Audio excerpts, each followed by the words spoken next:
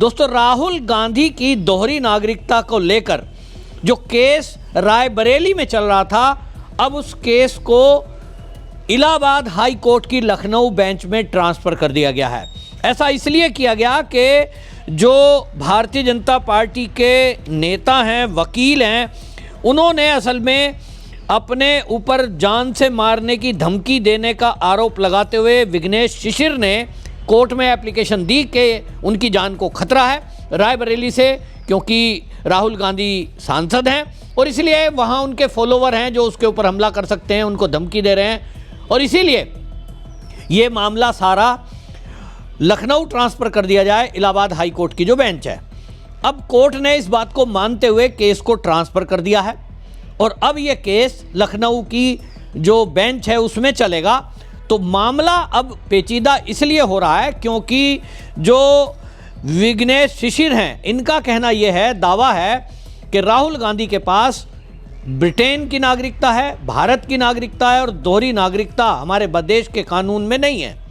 तो अगर राहुल गांधी के पास दोहरी नागरिकता सिद्ध होती है तो निश्चित रूप से विदेशी नागरिकता का कोई व्यक्ति भारत का सांसद नहीं बन सकता, ये हमारे संविधान में है। और अगर ऐसा होता है तो राहुल गांधी को संसद सदस्यता छोड़नी पड़ेगी, यानी उनकी सदस्यता जाएगी और उनको जेल भी हो सकती है इस फर्जीवाड़ा करने से, क्योंकि जो उन्होंने अपना जो नॉमिनेशन फाइल किया लोकसभा चुनाव के समय, उसमें इसका कोई जिक्र नहीं है। ये दावा आपको बताएं सबसे पहले सुब्रमण्यम स्वामी ने किया था और सुब्रमण्यम स्वामी का दावा था कि राहुल गांधी के पास विदेशी नागरिकता है और उन्होंने सीधी इसकी शिकायत गृह मंत्रालय से की थी। तो गृह मंत्रालय ने इस पर कोई कार्रवाई नहीं की। उसके बाद ये मामला असल में गृह मंत्रालय के अधीन बस जांच चल रही है, ऐसा कहा गया। इस पर कोई आगे फर्दर जानकारी नहीं मिली। लेकिन कर्नाटक के जो वकील हैं विघ्नेश शिशिर, जो बीजेपी से जुड़े हैं, उन्होंने इस मामले में रायबरेली में आकर चुनौती दी, कोर्ट में केस किया और उन्होंने, आपको ये भी बताऊं कि आरटीआई लगाई थी और जो गृह मंत्रालय है उससे जानकारी मांगी कि राहुल गांधी की नागरिकता पर उनको जानकारी दी जाए कि सरकार के पास इसकी क्या जानकारी है, क्योंकि सरकारी सोर्सेज से जुटाई गई जानकारी और एक प्राइवेट सोर्स से जुटाई गई जानकारी में फ़र्क है। विघ्नेश शिशिर के पास जो जानकारी है राहुल गांधी की नागरिकता को लेकर, उनके पास कुछ मेल्स हैं, कुछ कंपनी के डॉक्यूमेंट्स हैं जिसमें राहुल गांधी को ब्रिटिश नागरिक दिखाया है। अब इसको लेकर सुप्रीम कोर्ट पहले टिप्पणी कर चुका है कि यदि कोई जो है इस मामले में कहीं डॉक्यूमेंट में किसी ने अपनी नागरिकता ब्रिटेन की दिखा दी है या अमेरिका की दिखा दी है या ऑस्ट्रेलिया की दिखा दी है, तो सुप्रीम कोर्ट ने टिप्पणी की थी कि यदि कोई अपने डॉक्यूमेंट में कहीं नागरिक अपने को लिखता है, इस लिखने से ये प्रूव नहीं हो जाता कि वो वाकई में उस देश का नागरिक भी है या नहीं। इसके लिए कोई पुख्ता जानकारी चाहिए। पुख्ता सबूत के तौर पर पासपोर्ट, या तो पासपोर्ट हो, नागरिकता का कार्ड हो आपके पास, तो वो कोर्ट में लाना है और कोर्ट में अगर वो प्रूव होता है उसके बाद राहुल गांधी की मुश्किलें बढ़ने वाली हैं, जेल भी जाना पड़ेगा और लोकसभा की सदस्यता भी छोड़नी पड़ेगी।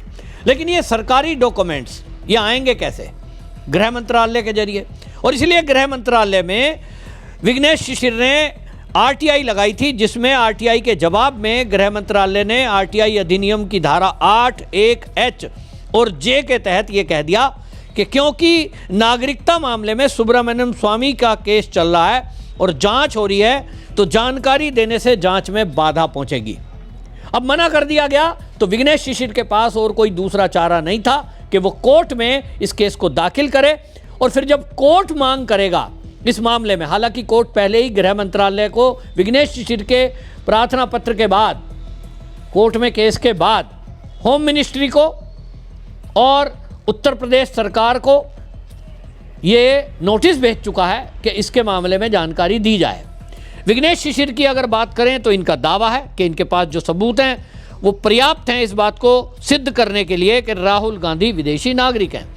अब देखना यह है कि इस मामले में जिस तरह का मोड़ आया है, तो भाई दोहरी नागरिकता क्या ये सिद्ध हो पाती है? ये बड़ी बात है। अब दोहरी नागरिकता में आमतौर पर पासपोर्ट से सिद्ध हो पाएगा, लेकिन इस मामले में अगर कोई व्यक्ति विदेशी नागरिकता हासिल करता है तो उसका भारतीय पासपोर्ट रखना या उसका इस्तेमाल करना पासपोर्ट अधिनियम 1967 के तहत भी अपराध माना जाता है। यदि ये सिद्ध होता है कि राहुल गांधी के पास 2 पासपोर्ट हैं, जिसकी चर्चा आमतौर पर सोशल मीडिया पर भी हम देखते हैं। राहुल गांधी जब भी विदेश यात्रा पर जाते हैं तब भी ये कहा जाता है कि राहुल गांधी पे एक इंडियन पासपोर्ट है, जिसके जरिए वो किसी एक देश में जाते हैं, फिर वहाँ से आगे की यात्रा दूसरे पासपोर्ट पर करते हैं, क्योंकि इंडिया के पासपोर्ट में ऐसी कई देशों की यात्रा का जिक्र नहीं होता जो राहुल गांधी करते हैं, जिसके बारे में बताया जाता है। तो क्या सोशल मीडिया पर खाली ये अफवाह है?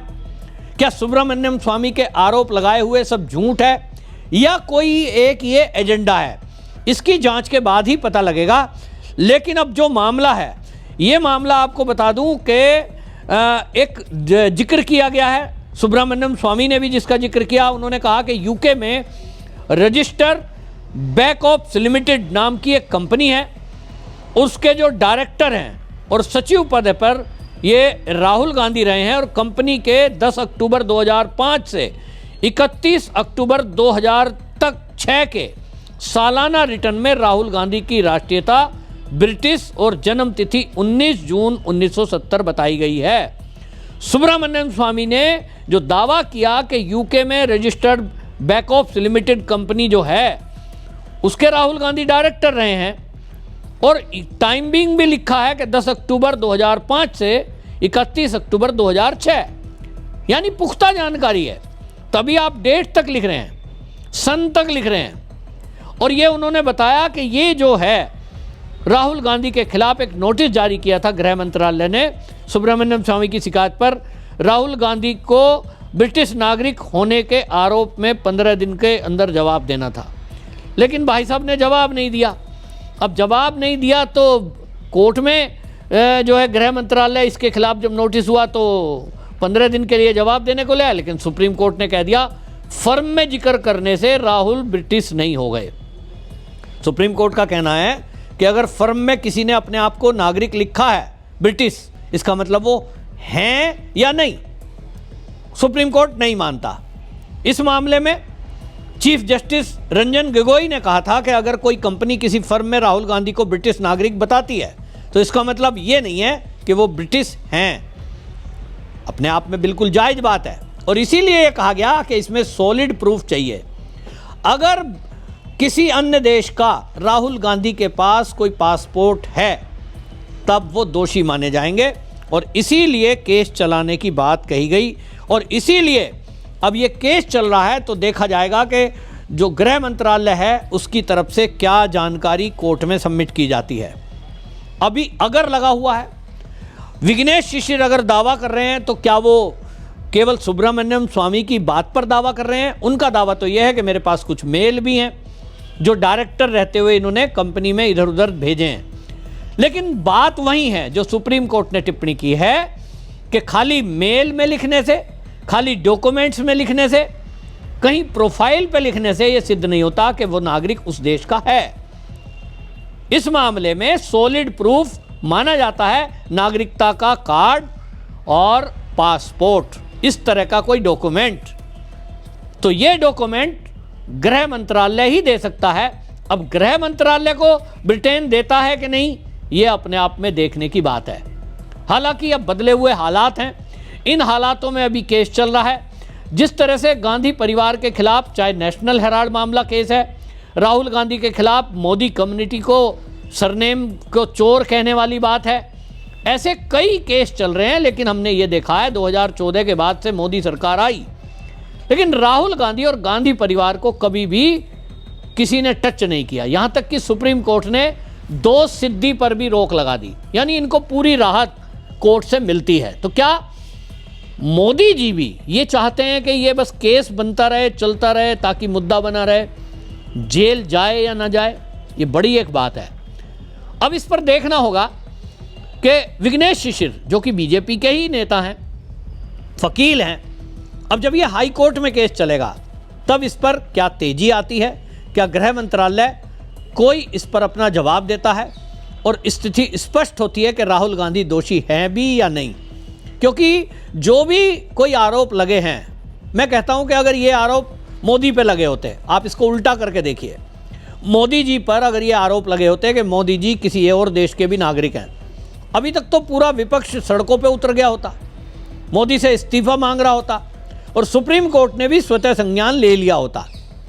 तो कहीं ना कहीं भारतीय जनता पार्टी की तरफ से भी इसे ठंडे बस्ते में डाला जा रहा है, इस पर कुछ नहीं कहा जा रहा है। इसी से लग रहा है कि विघ्नेश शिशिर भी शायद इस मामले में केस डाल रहे हैं, लेकिन सरकार की मंशा अभी इसे क्लियर करने की मुझे तो दिखाई नहीं देती है।